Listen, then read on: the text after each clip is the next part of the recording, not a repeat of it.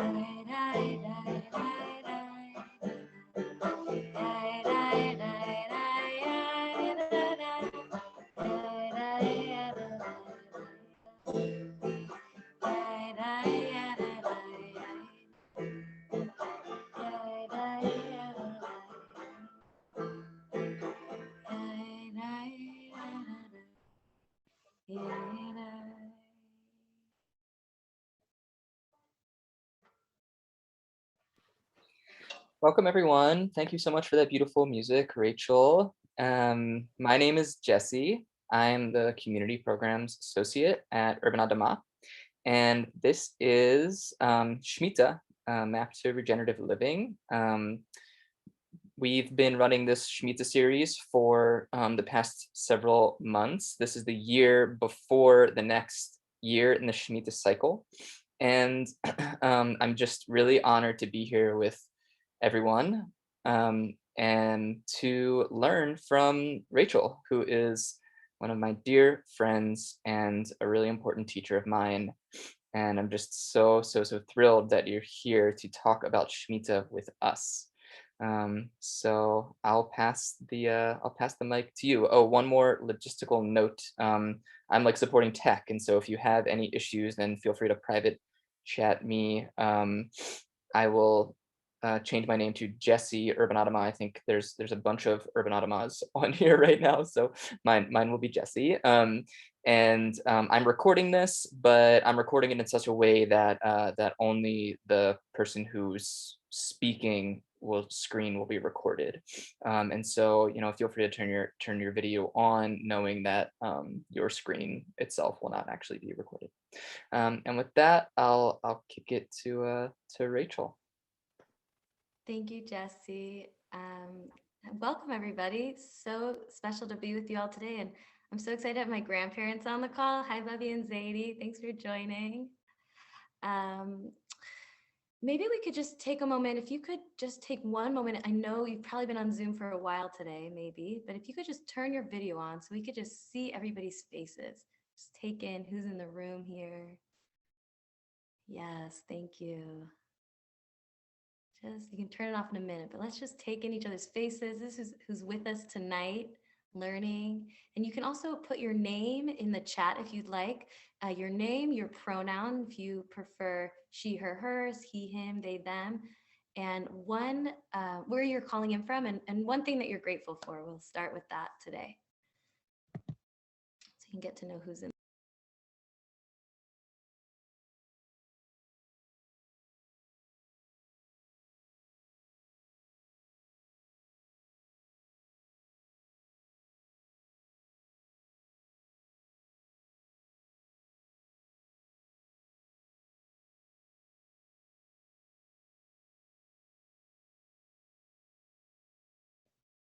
So go ahead and write it in the chat.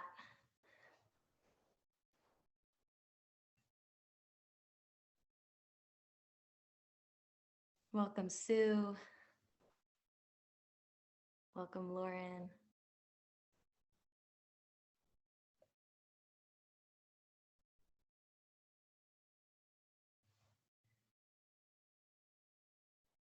Welcome, Laura. Welcome, Adam. Hey, Adam. Sasha. Cora. Marit.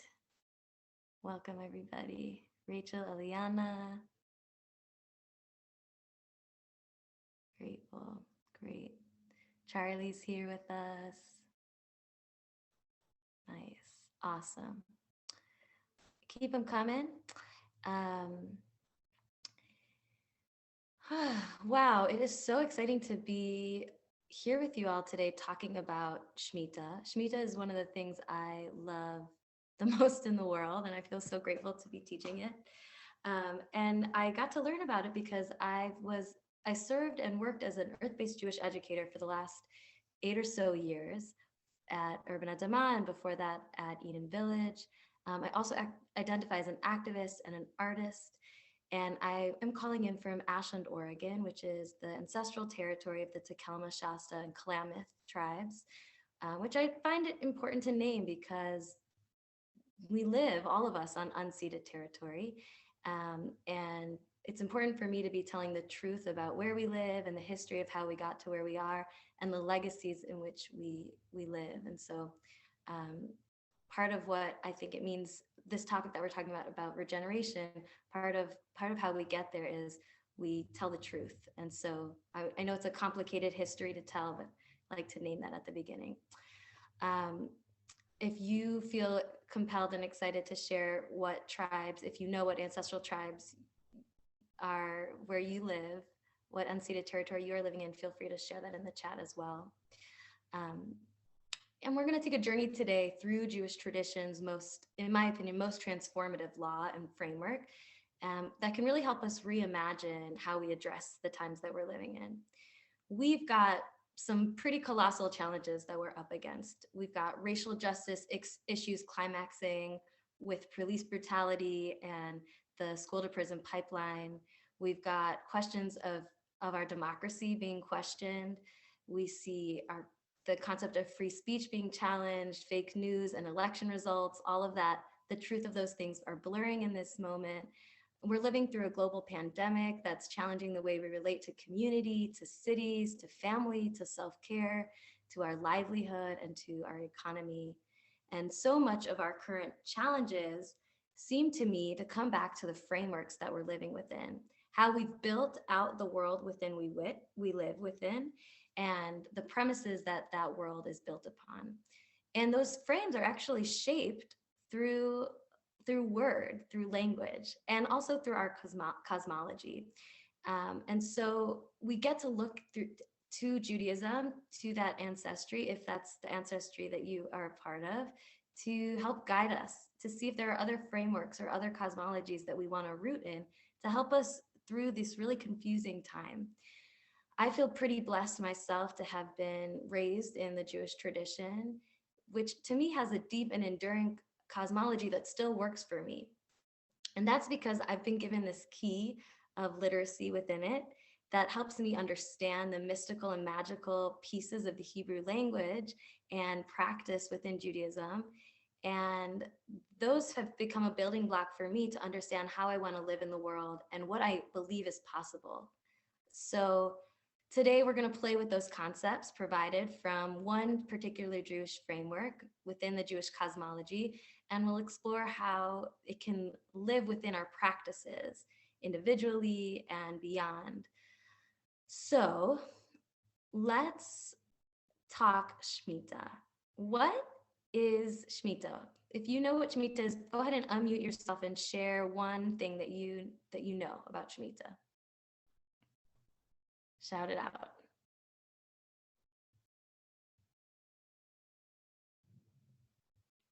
It could be as simple as what that means, what that concept means.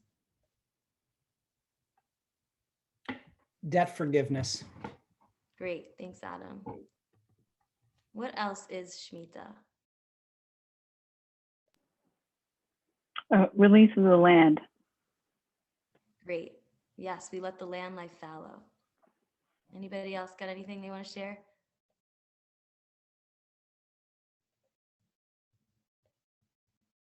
Okay, great. Jesse, let's go ahead and put up that first slide. So Shemitah is a concept that is Shabbat for the earth. It's the second slide. Sorry, Jesse. It's Shabbat for the earth, right? We have Shabbat for people every 7 days, and every 7 years, we have Shabbat for the earth. So here we have an image of two frameworks, two ways you can think about Shemitah. And for me, the most exciting thing about Shemitah, one of the most exciting things about Shemitah is that it's a nested whole. We have something that starts on a small scale, that is Shabbat. We practice that every 7 days, we rest. And then the layer out is every 7 years. And there's something that we're practicing every 7 days on Shabbat that helps prepare us for every 7 years. And that every 7 years of Shemitah is actually preparing us for something even bigger, which is the Jubilee year. In Hebrew, it's called Yovel. And one way you can translate those three are Shabbat is rest, which helps us practice for Shemitah, which is release, which helps us practice for Yovel, which is return. And we're going to get way more into what that release looks like and what that return looks like in a moment. But I wanted to start with this map because we're talking about how Shemitah can be a map for regenerative living. And I think it's important to understand the way we practice regeneration in this nestedness, in these holes that live within each other. And another piece, so maybe I'll just share at this moment. So Shemitah is this idea of the land resting, Shabbat for the land, and the Jubilee year happens after 7 cycles of the Shemitah year. So 7 times 7, right, 49. On the 50th year is the Jubilee year. And what happens on that year is that all land goes back to its original owner and all slaves are set free. I want to mention here that the concept of slavery feels problematic to me. It's probably, it might be challenging for you as somebody living in this modern time. And so we're not going to really tackle the fact that slavery existed in that moment in time. But it is important to note that within this paradigm that the Torah gives us, there is a mechanism for liberation, potentially once in everybody's lifetime, right? The lifespan was probably about 50 or 60 years. People lived to be about 50 or 60. Within everybody's lifetime, at some point, if you had the ill fortune of becoming a slave, you became free. So there is a liberatory element of this nestedness that I just want to name. So next slide, please, Jesse. So I think that Shemitah is postulating that what we practice every week prepares us for what we practice every 7 years, which prepares us for this great big return every 50 years. And here I have 2 quotes. One is from Adrienne Marie Brown, and the second is from Masanobu Fukuoka, who's a really amazing Japanese farmer and philosopher, earth-based philosopher. And so maybe somebody could unmute themselves and read these out loud. Is anybody willing to do that? I'm happy to do that. Hi, y'all. So for practicing patterns from Adrienne Marie Brown, a fractal is a never-ending pattern. Fractals are infinitely complex patterns that are self-similar across different scales. They are created by repeating a simple process over and over in an ongoing feedback loop. What we practice at the small scale sets patterns for the whole system. Grace Lee Boggs said it well: transform yourself to transform the world. This doesn't mean to get lost in the self, but rather to see our own lives and work and relationships as a front line, a first place where we can practice justice, liberation, and alignment with each other and the planet. Beautiful. Will you read the next one as well? Sure. From Masanobu Fukuoka, sorry for mispronunciation. The healing of the land and the purification of the human spirit is the same process. Great, thank you so much. So the key concept here that I'm really wanting to extract and hold with you all is that in my mind, there's a fractal going on here of Shabbat, Shemitah, and Yovel, and we're practicing something. And in my mind, what I understand we're practicing is how to be in greater right relationship with the natural world and with each other. And I think part of our conscious human minds can often get in the way of what it means to be in right relationship with them. I think we see that in the way a lot of pieces of society manifest. And so explore today a little bit more about that fractal, and we're going to also explore for ourselves what practices and patterns we can adopt inspired by Shemitah that help us work towards that vision, right? So we don't need to jump in fully, but we do want to just start practicing and cultivating the paradigm of Shemitah in small ways, because what we practice becomes what we are. So, and one, next slide, please, Jesse. Another map that I want to share with you all as a way to practice, which is this piece of a framework that comes from Rabbi Shefa Gold. My friend Abra shared it with me, and it's a very Jewish idea, which is choosing a sequences of practices that build towards a larger transformation that you want to see in the world. So we're gonna adopt this, but I just wanted to bring it into our headspace as part of our map: daily, weekly, monthly, seasonally, and yearly practices that we can do. So actually, let's just unpack this a little bit. Is there can you give us an example of something within Jewish tradition that happens on one of these scales that helps you? Can someone give an example that helps ground you, make you, bring clarity to you, help you feel connected? Anybody have an example? Shabbat. Say more. Shabbat. Well, just the ritual of lighting the candles to signify kind of letting go of the week, and knowing other people are doing that as well. So it's sort of bringing, remembering the light, and then bringing community together. Feeling like you're part of something greater. Beautiful. So we got that weekly. Awesome. What about monthly? What's something that you might do monthly from Jewish tradition that helps root you, ground you, make you better, make you feel more connected? Rosh Kodesh. Say more.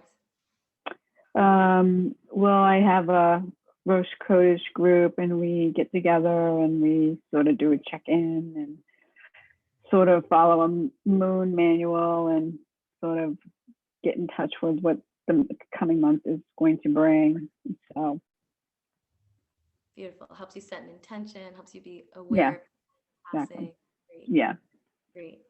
Awesome. And so on and so forth. We've got seasonal practices, we've got daily practices, we've got yearly practices. So this can be a map for us. This can be one way that we think about how to practice.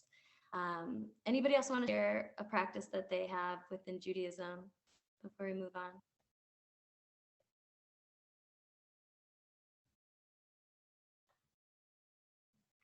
Okay, cool. Great. Let's do the next slide, Jesse. Great. So the reason that I chose regeneration as a keyword for the class tonight is because it's something that I'm studying right now. I feel like a student of regeneration, of regenerative living systems.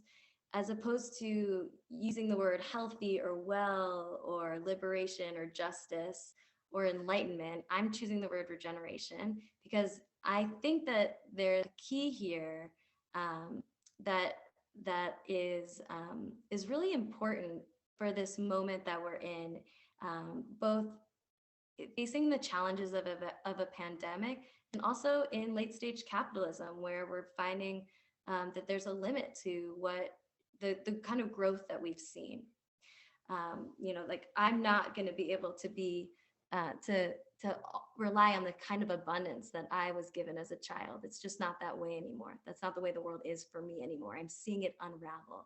And so I'm looking towards this idea of regeneration, wondering how do we participate in a way that creates more thriving? So this is my definition of regeneration. And again, I'm a student of regeneration, so it doesn't feel full. Regenerative living for us as humans means to understand our essential part to play in the systems of life that unlocks thriving for all others in the system. So what that means for me is that I'm searching and trying to understand the way that I can participate as a human being in a way that allows everybody else in the system that I'm impacting to thrive. Does that make sense? Okay, next slide.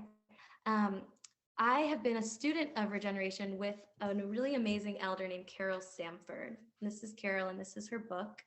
And I wanted to read for you just one page, a very short excerpt from Carol's book about how she thinks about regeneration. So she has a little reference to the intro here, but it's not important.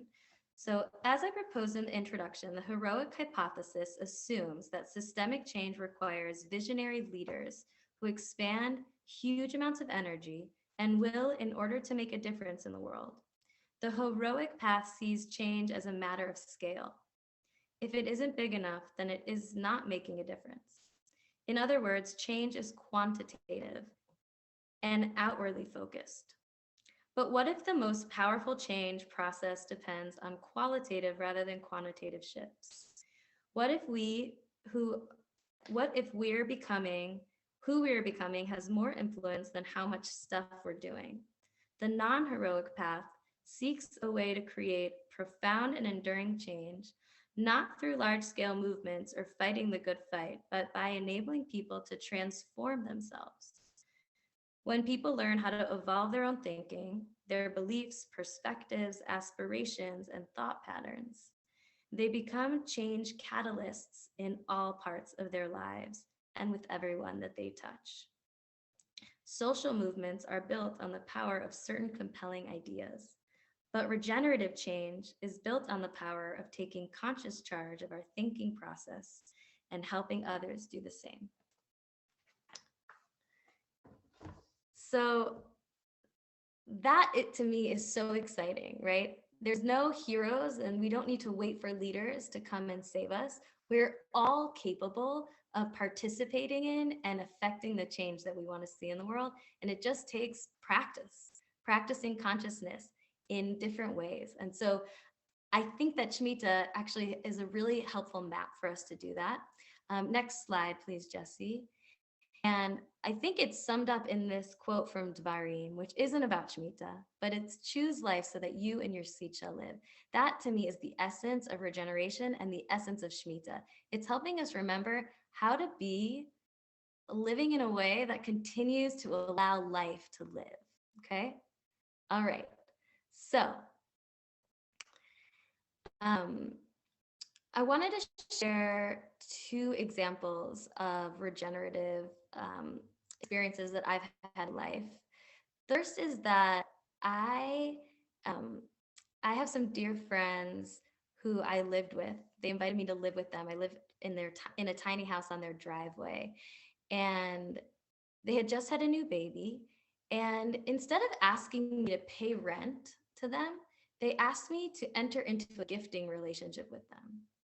And it was like super confusing for me at first. I was like, I don't know what that means. I'm only used to this exchange of I owe you money once a month and then I feel secure in this place. But after a while, it unlocked something in me, this deep generosity, this chasm of like graciousness. And I found myself cooking for them and buying food for them and taking them in the morning so they could wake up slow. And it invited me into a relationship with their family and with their child that was so generative for me. It gave me so much. And there was something really important for me that happened in that invitation into a gifting economy, into a gifting relationship. I felt like I was getting a great deal. I had a place to be that I loved, with people I loved, and a role to play, and I was safe and taken care of. And they got this amazing gift of a third adult that wasn't exhausted and that was excited to be a part of their family and help them take care and tend to all of the things that are involved in raising a little one. And so wanting to share that as just a small piece of a paradigm shift that I experienced that was really meaningful to me. And another example of unlocking the thriving of all the people participate, all the pieces of the system that are at play is that I have some friends who live near the coast, near the Oregon coast, my friends Ish and Shira, and they're amazing natural builders and they're amazing tenders of the earth. They grow a bumpkin garden and they feed themselves almost exclusively off of the food they grow. And they do this amazing thing that's basically wild tending. But when they have a chard or a lettuce plant that's gone to seed, they take it and they teach their kids to do this, and they just shake that seed all over their land. And instead of weeds growing that they need to like mow down or tend to, all of the weeds that are growing are edible plants. They have so much kale they don't know what to do with. They have a salad bar growing between the cracks of their front porch on the stones that tile their front porch. And they are participating, they're playing a role in the system that creates thriving for the plants that they want, and that creates less work for them. They don't have to tend to all the weeds. If you're a farmer, you know you probably spend a lot of time managing the weeds. And so those are just a few small examples that I want to share with you all about small ways that we can adjust our thinking towards making the whole system, a small action that can invite the system to thrive, the system to work better. And then one more note before we dive deep into Shemitah is that, well, I think let's dive into Shemitah. Okay, Jesse, next slide, please. So Shemitah actually has many names. There are three key places that Shemitah shows up in the Torah, in the 5 books of Moses. And here are some of the here are the names that show up. So we've got in Exodus the name Shevi'it, the 7th. So there we know that it happens every 7 years. Also in that text, we've got 2 words that become really core to understanding Shemitah. We've got Tishmatena unitashta, release and lie fallow. So that's when we learned that we release control of the earth. We're not tilling and tending it, and we let the land lie fallow. We let it go and we let it be. In Leviticus, we have 2 more names that we learned. We have Shabbat Ladonai, which is Shabbat for God, and Shabbat Shabbaton, the Sabbath of Sabbaths, which is actually also a name for Yom Kippur, which is an interesting thing to note. And I'd love to ask you all the question, what do you think? We can answer this a little bit later, but just hold it in your mind. What does Shemitah and Yom Kippur have in common? And then in Devarim and Deuteronomy, we've got Shemitah. The word Shemitah comes finally down to us, which is translated sometimes as release and sometimes as remission. So I'm sharing with you these as a way to kind of give context for different ways that we can understand Shemitah. It's the 7th year. It's the year of release and lying fallow. It's Shabbat for God, whatever that means. It's the Sabbath of Sabbaths, whatever that means, and it's releasing and remission. Okay, let's go to the next slide, Jess. Okay, so this is a sort of a bundle of a kind of a snapshot of what Shemitah might look like. It's from Rambam's interpretation on Shemitah and Shemitah law and conversation within the history of interpretation on Shemitah. And I'd like for you all to just take a moment. Let's take a couple minutes and just read through this list and take some notes for yourself. What is interesting to you? What do you notice? And what's exciting to you as you read this list of what Shemitah looks like? Let's take 5 minutes here.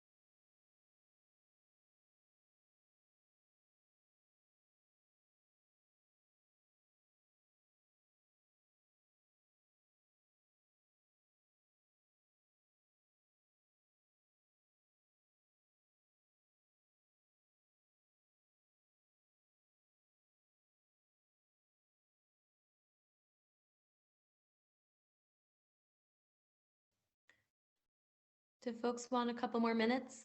Are we feeling ready? Give me a thumbs up if you're ready. Okay, let's take a couple more minutes.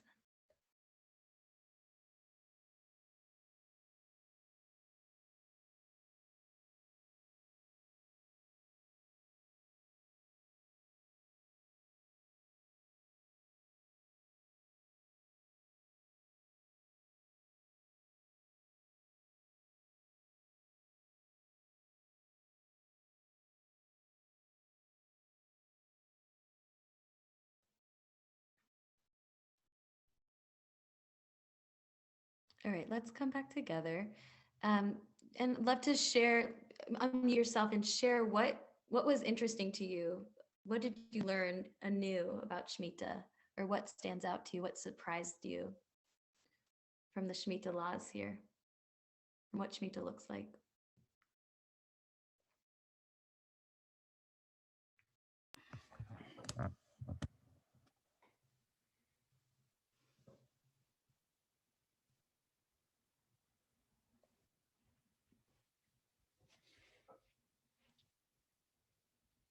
What you got? What you got in your mind?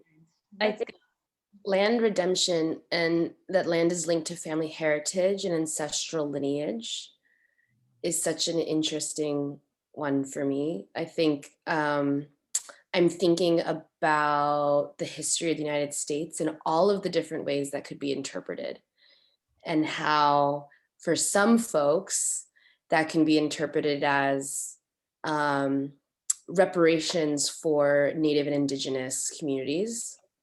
For other folks like myself that are,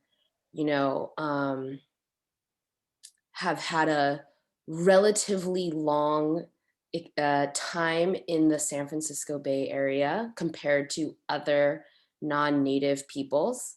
That could mean a different kind of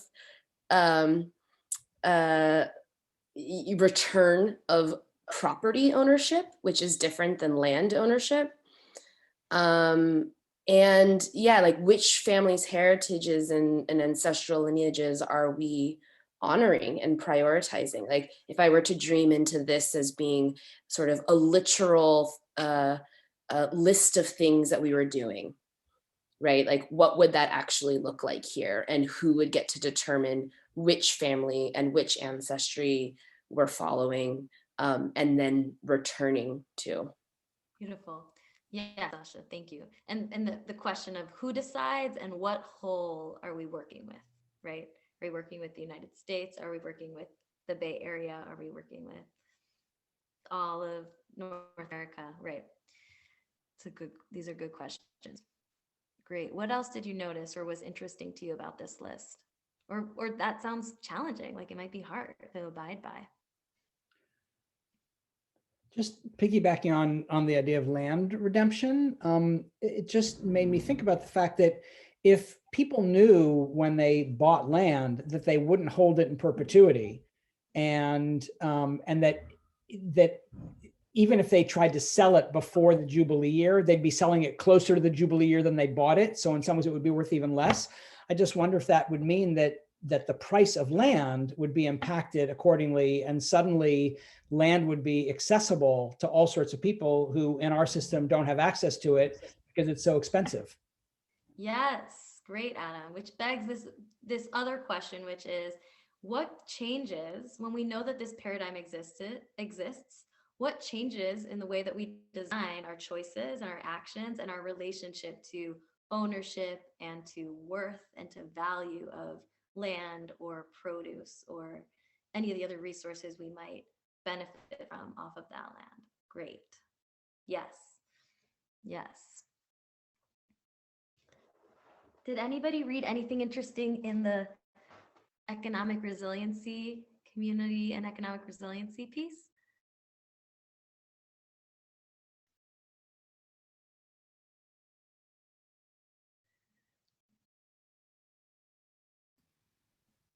I liked generous giving, number 13. Just, it feels as if it's just a giving without expectation, or you're not trying to get anything. There's just a generosity of spirit there. Yes. Beautiful. Thank you, Laura, for that one. Yeah, we really don't have many incentives in a capitalist system to generously give, right? Except for tax cuts, I suppose.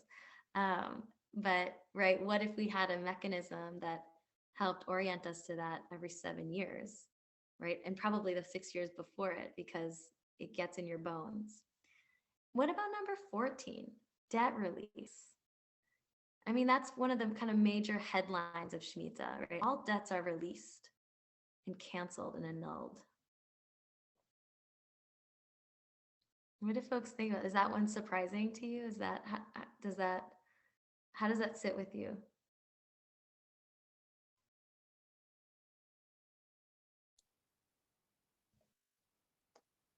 I'll offer that for the debt release, as you were saying, Rachel, like that's the thing that's often gets heard about Shmita, but it really is in it. I only know a capitalist economy really, as someone born in the U.S. And from European settler descent, and the notion that debts are ephemeral, not just because they get paid at a certain time, but truly that they are ephemeral and they have a cycle and they must end no matter what. That's, I think, pretty radical to me. So I just appreciate that it being spelled out, even quite specifically, that cyclical nature. And yeah, I'd say in general, the 11 through 14 is pretty calls back, to different types of economic systems. Yeah, beautiful. Thank you. Yeah, I know I think a lot about the way that debt enslaves people today. I feel blessed that I'm not in that kind of relationship, but I have some very, very dear friends who are really impacted by the debt in their lives. Maybe that's true for some of you on this call. And it feels so exciting to me to imagine a world where we can access the things that we need, and that there is enoughness, right? And that like that debt can be annulled, and that people can be free from being enslaved to those payments and prioritizing those payments over other things. There's so much obviously to say about that, but there are some pieces. Any you guys want to share before I pull out some of my key pieces that I wanted to share with you all? Anything else that's exciting to you about this list?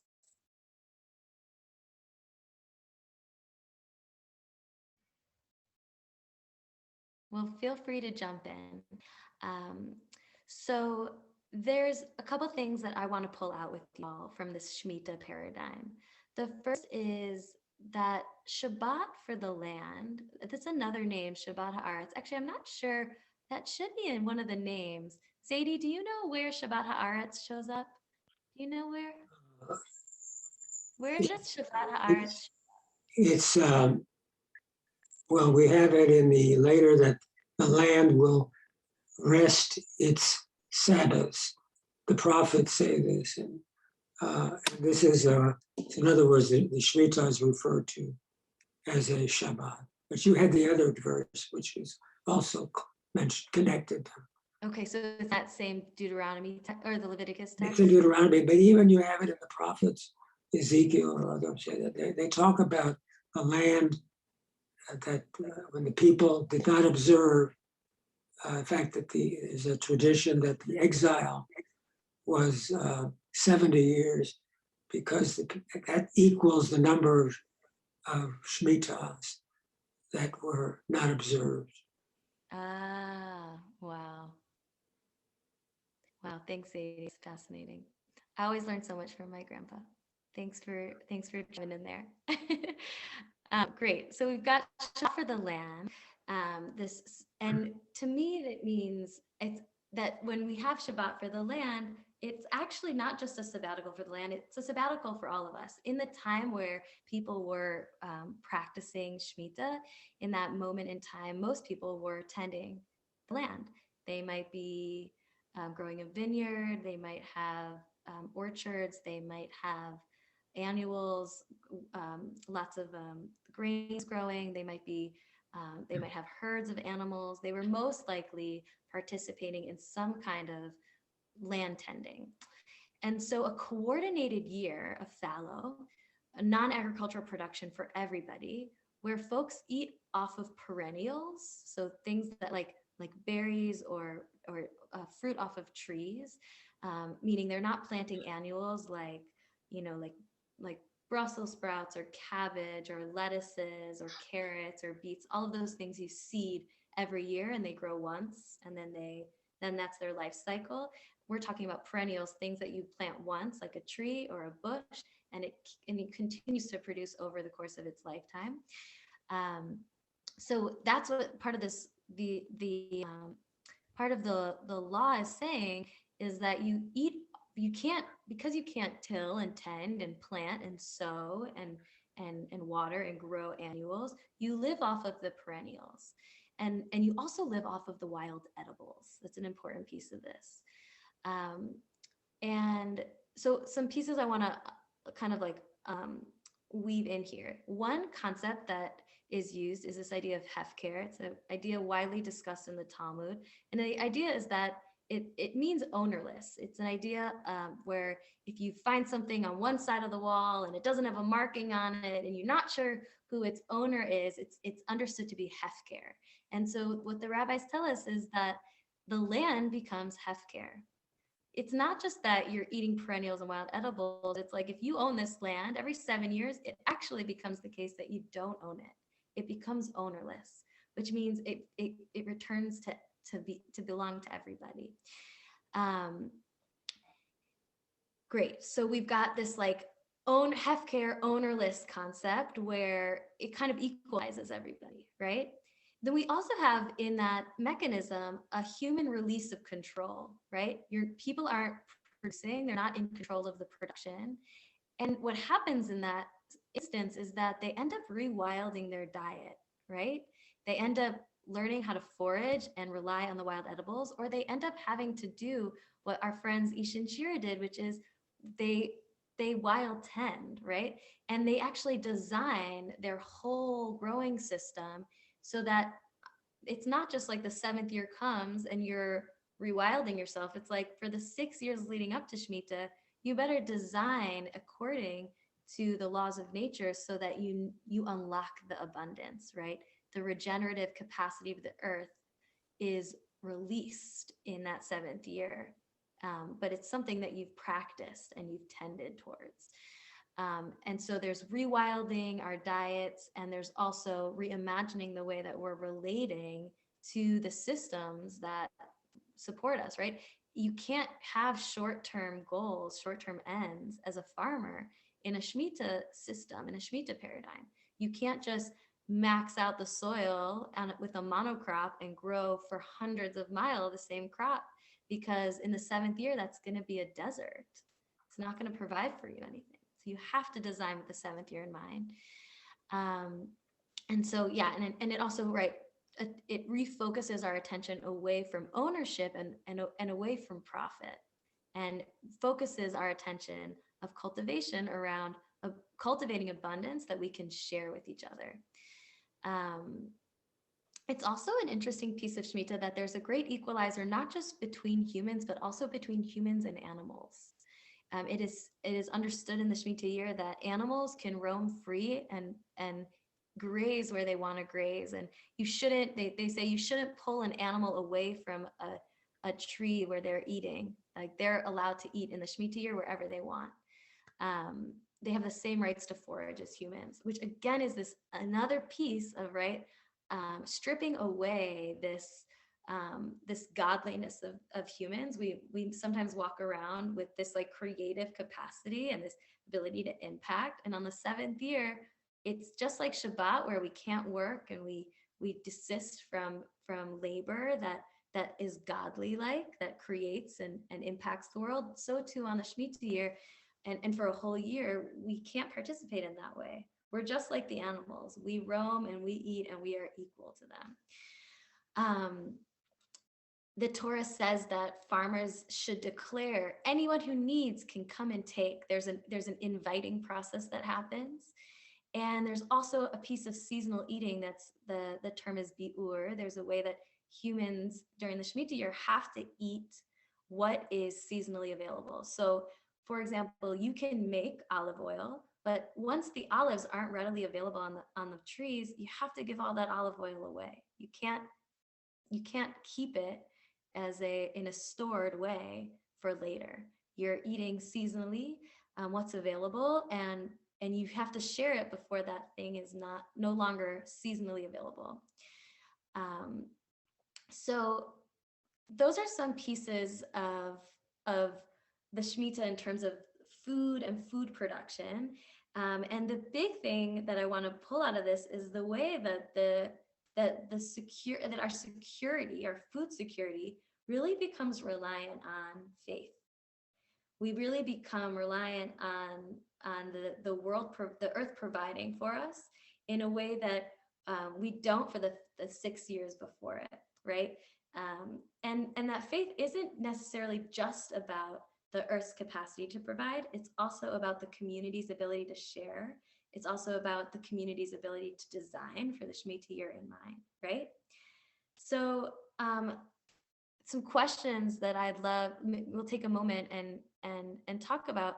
Where do you see the role of faith at play in our daily lives? And how might faith help us shift to an alternative paradigm of greater sharing, access, and ownerlessness? How can Shmita help us challenge assumptions baked into our capitalist system that doesn't necessarily ensure the thriving of the majority of humans on Earth? Any thoughts there, just from what we've shared? Big questions.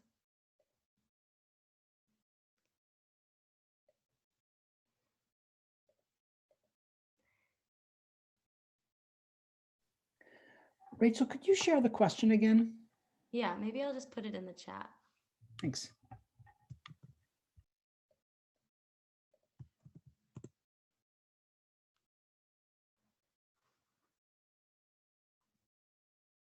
And you know what? Let's actually, I want to get through a little bit more content and give you all time to reflect. So I'll provide the questions at the end, and we can talk about them in a different way. Another piece that I want to share with you all that feels really exciting to me about Shmita is the commons. So we talked about Hefker, this idea of ownerlessness, land becomes communal, and that is that piece of the commons becomes really important, right? That we have to rely on the communal participation, right? Everybody participates in Shemitah. It has to be that way if it's really going to work. And there's a communal commitment to sharing what comes from the earth. And there's accountability to the larger society that's participating in this. And harvest is shared. There's a fair distribution. Everyone has enough, right? Waste is reduced because you're eating seasonally, and when something gets harvested, you then share it out before that thing you can't like preserve that thing for later. So this return to the commons is exciting to me because it helps us to remember that we aren't owners. We can't necessarily like capitalize and profit on something. We're just guests on the land, and there's enoughness if we believe, if we function in that way. There's enough, right? There's an amazing indigenous tradition in the Pacific Northwest called the Potlatch, where somebody's esteem in that community is really based on how much they can give away. They collect blankets and food and different resources, and then they throw a big party and they give it all away. And this Hefker and this commons piece feels like a mirror of that, where there's enough. Everyone has enough, and there's baked into that system, there's a sharing of resources. Another piece that I want to pull out is this divine design, right? In the Shemitah year, we're focused on, or we're forced to trust in the divine design. Like just like on Shabbat, when we do Kiddush, when we bless the wine, we're reveling in the wonder of creation. We're saying, oh my gosh, it's amazing that the world was created, and we remember that while we bless the wine. So too on the Shemitah year, we're actually also reveling in the wonder of creation, but less theoretically. Like we're actually experiencing the abundance of the natural world as we rewild the earth, we rewild our diets, and we remember that we're cared for, that we don't have to be controlling the production in order to be provided for. Right, the godly design is reflected in the idea that animals are, even domesticated animals, get to roam wild. Right, we design for the 6 years prior to prepare for that 7-year. Yeah, great, all that stuff. And then the last piece I want to talk about with y'all is this economic justice piece of Shemitah, where all debts are released. And in the Jubilee year, where slaves are set free and land goes back to its original owner. Lenders cannot collect on a debt that they've given after the 7th year of a Shemitah cycle. But if the person who was given the loan wants to return it, they can do so, but it should be seen as a gift. That's what the rabbis say. So here we've got a piece of the gifting economy coming back in, and yeah, and then this amazing piece that once in your lifetime, if you had the ill fortune of becoming a slave, you would be set free in this time. So I think what's amazing within that economic justice piece is that, you know, in our world, there's an economic core principle of economics that says that humans are guided by their self-interest. And, you know, I studied anthropology in school, and what I learned is that actually evolutionary biologists have actually proven that to be wrong. if that was the case, if humans were primarily motivated by self-interest, we wouldn't have language, we wouldn't have developed economies, we wouldn't have developed culture. That our interconnectedness is key to what it means to being human, and it's why so much of our capacities have evolved towards the way that they've evolved. And so Shemitah seems to me to be a really important relief, that it helps people realign and remember what it means to be essentially human, which is that we're interconnected. So, Jesse, will you go to the next slide? Thank you. Let's go to the next slide. We talked enough. All right. Here is a quote from a friend and teacher of mine, Yigal Deutscher, and I'm wondering if someone can read it for us to help us round out this moment of our Shemitah learning.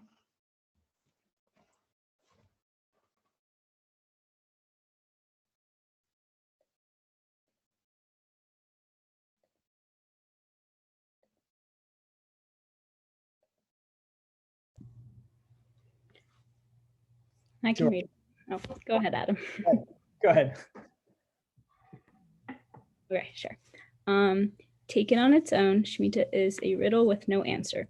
In order to begin to understand the intricate puzzle that is Shemitah, we must first connect the 6 years to the 6 years to the seventh, the individual parts of the cycle to its flowering conclusion. The 6 years of Shemitah's cycle are those of cultural design, and the 7th year is the indicator year, the ultimate check-in to see how we are collectively doing as a culture. Shemitah itself is not an isolated moment in time, but rather a cyclical expression of a vibrant culture rooted in local food systems, economic resiliency, and community empowerment. For us today, the Shemitah cycle can take shape as a story of transition, from the isolated self towards holistic community, from perceived scarcity towards revealed abundance. It is a story so old and ancient that we have forgotten just how much we need it today, now, for our own survival, for our own evolution and growth. Beautiful. Thank you so much. So on that note, I want to hand it over to you all to do a little bit of reflection. Jesse, will you go to the next slide? So I want to invite you all to think about what we've talked about tonight and to choose a concept that we spoke about that speaks to you and explore it through either writing, some art, or meditation. You can just sit and think. You can do some writing if that's easy for you, or if you like to make art, draw, dance, feel free to do your exploring in that way as well. And we're going to reflect on the questions at the top and at the bottom. I got so excited, I made a lot of questions. So choose your own adventure here. You can reflect on the questions here down, like at number 3, what might a daily, weekly, monthly, yearly practice look like that can help you engage with this concept? What would change in your being state if that concept was incorporated into your life? And what would be possible in your relationship to land, money, resources, and community? And those are the most helpful, I think, process questions, but these are the bigger questions up here. What does Shmita say about our rightful place in the greater living systems of the earth? And how can we integrate these principles to live a more regenerative life? How can we seed regenerative paradigms into our relationships, work, personal practices, and philosophies?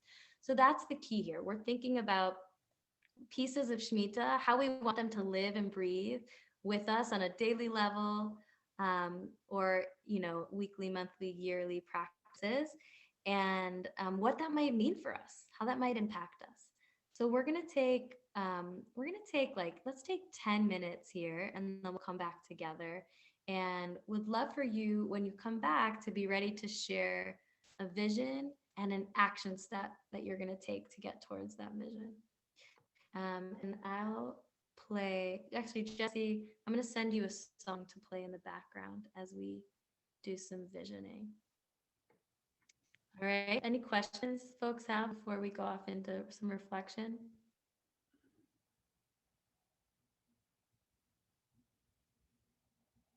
All right, let's take some time and reflect.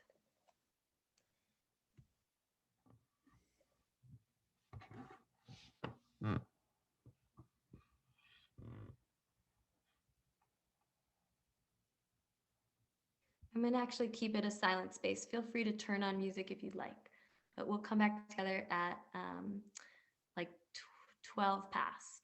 Okay, I'll call us back.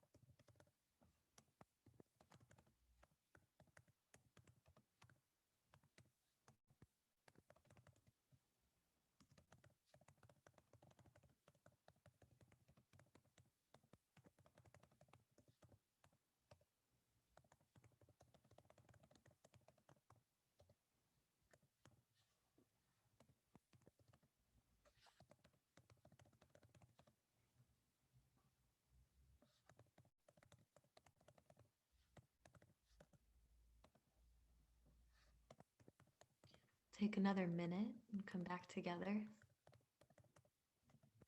Catch your last thoughts.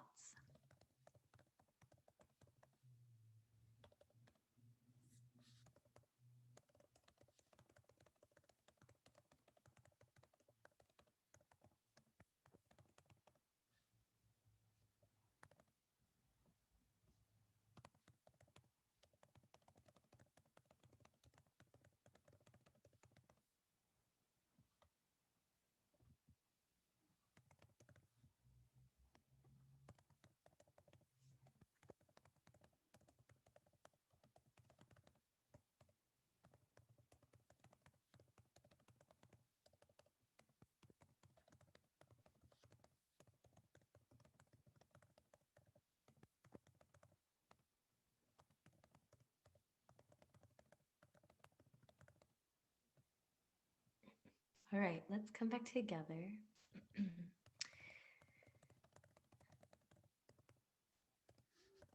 So I promised a little bit of prophecy in this session, and here it is. So you might know that the way that the world was created, according to Jewish cosmology, is through the act of speech, right? God said, "Let there be light," and there was light. And then God said, "Let there be a horizon and something above and below the horizon," and there was. And so we learn from that our speech is so powerful. It's actually magic. We're making things become true as we speak them. It's kind of like a spell. And when we speak and we're witnessed in that word that we share, there's a lot of power there. Beyond our understanding and our knowing, it enters into the sphere of creation, and it becomes part of the world. It's the same idea of abracadabra. Speak it and it shall be is actually abracadabra. It's actually riffed off of the Hebrew. So what we're going to do here is a little bit of spell making prophecy. So as you share, we'll, challenge by choice. You don't have to share if you don't want to, but if you're excited and willing, we'd love to hear your vision. And you'll speak it, and you'll be witnessed in it. You'll introduce it into the world, and then we'll all unmute ourselves, and we will say, "Ken yehi ratzon," or "May it be so. May it be the will of the Creator." I'm going to put that in to the chat so we can all say that together. "Ken yehi ratzon," or "May it be." I need to do this differently. Here we go. "Ken yehi ratzon," or "May it be so," we can say. Okay, so let's actually practice once. Let's all unmute ourselves and just try it. "Ken yehi ratzon." Ready? Go ahead and unmute yourself. It'll be a cacophony of sounds. All right. Anybody want to share? Want to share first?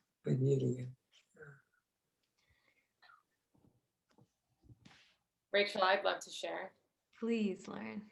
Thank you. And I just like to say that you hold the space so well, and thank you for this offering. I really appreciate it. And Shemitah is a new concept for me, although I was bar mitzvahed, and I'm really getting back in touch with my Jewish roots right now, and really how fitting Shemitah is as a concept right now during this time. In some circles I engage with, the pandemic or this period of time is kind of being referred to as like a sacred pause, like a time of remission, a time of rest. And I work with women on their cycle, their monthly cycle too, and really emphasize too, like sacred rest when there's a downward current of energy in like the second half of the cycle. I see a lot of that mirrored too, the female cycle mirrored in the Shemitah cycle as well. I think I was actually just reading right before this, your course, I was reading about the slash and burn system, something that permaculture thinkers and designers look towards, and how much that also resonates too, like looking at these older and really regenerative indigenous systems that persevered for thousands of years. And it resonates within those frequencies as well. I think in an everyday life, integrating these principles, like constantly kind of meditating or reprogramming the minds of like enoughness. I practice that every day in sharing my resources and sharing my time. I mean, it's so vast. It's kind of hard to even like choose one of the Shemitah covers so much. I guess I'll refer to some of the things I wrote, but I said rest is sacred. And I find when I give without hesitation, it's returned to me, tenfold sometimes. So a practice of just like giving without hesitation regularly. I'm also practicing speaking less. So I'm going to end there. Thank you for listening, and thank you. Yeah. And so, Lauren, the vision is for you to continue to honor sacred rest and to continue to believe that there is enough. Is that right? Did I get that right? Absolutely. Okay, so we can all unmute ourselves and say, Can you hear that song? Yeah. Great. Thank you for starting us off, Lauren. Anybody else? Who's next? Also, land stewardship stood out to me the most because I'm actually a cooking and garden teacher. But the thing that I would like to do, I've actually like just moved and have my own garden space for the first time ever. And so I guess what my like action step is that I'd like to plant like a very intentional garden where it's not actually just for food, but is more conscientious of like the environment and like the reciprocation in planning that, instead of being kind of just doing what I'm used to and like just putting a lot of like thought and care into this teeny plot of land. No, I shouldn't even say plot of land, but just a yard that I finally have. Can you hear that song? Can you hear that song?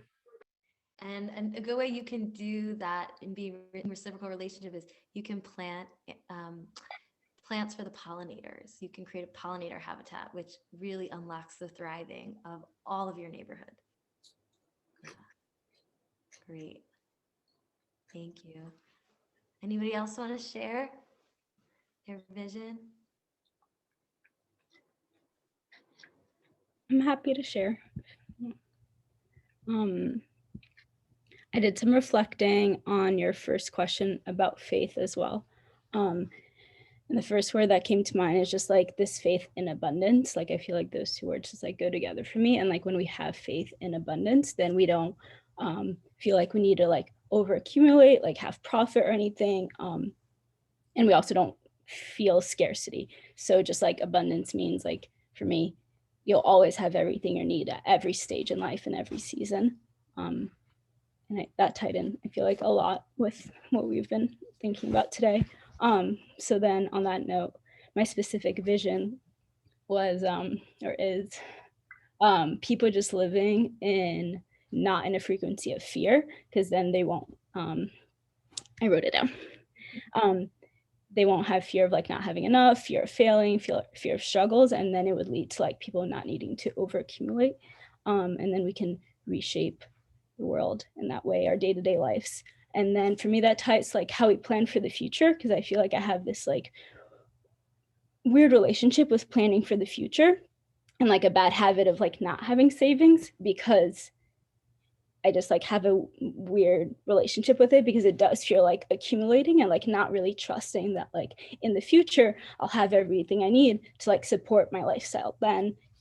But then it does lead to like debt, because it's just like, yeah.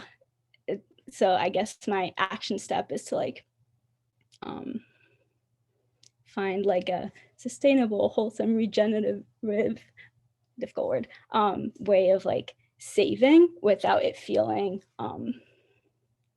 like over accumulation, I guess. Yeah, that's the gist of what I wrote. Yes, Cora. Kenya Hiratson. Let's all give her that. Kenya Kenya Hiratson. Hiratson. Our son. Yes. I was thinking that Shemitah is kind of softens our capitalistic society in a very positive way, and that we have to free so many people of poverty, and there has to be a point at which people are freed from poverty, and we do have a vast population in around us that live in poverty, and we have to find a way of freeing them of that, and Shemitah does that. Yes. Thank you, Bubby. Kenya Hiratson. Hiratson. Kenya Hiratson. Yes. Who's next? So fun, isn't it? Isn't it regenerative just to hear the visions? Fills you up.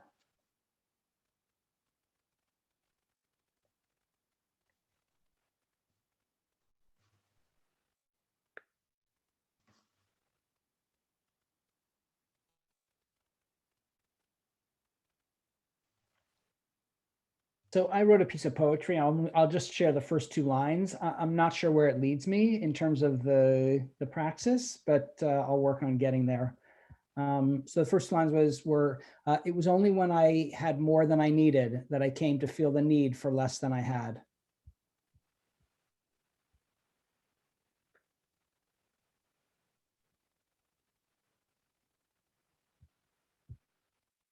Is there, do you want to just take a moment and share, is there a seed there that you want to water around an intention you have, how you want to, a philosophy you want to imbue?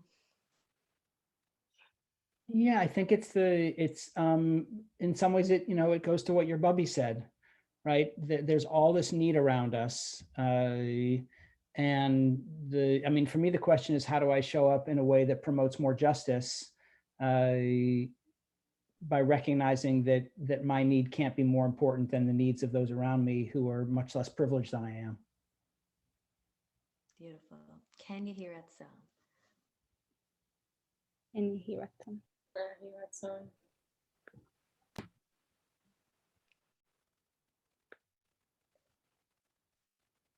Anybody else want to share?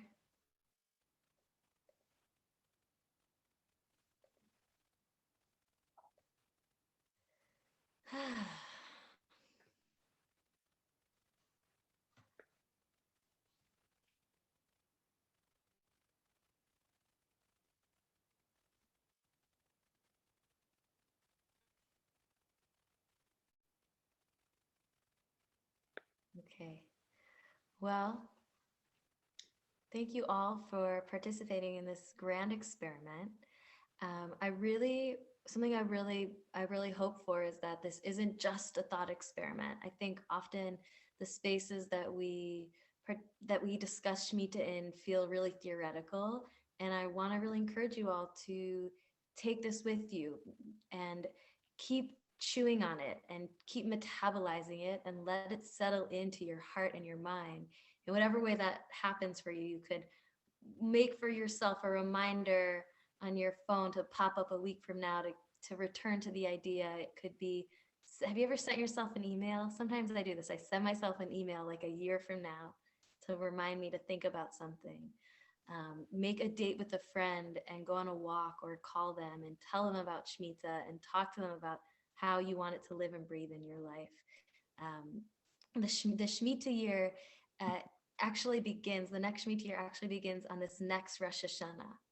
So part of what's exciting about this series that Adam and Jesse have been organizing is that we're preparing ourselves to live into the next year after Rosh Hashanah in the fall, and to have meaningful, have that be meaningful, like make meaning of this Shemitah year.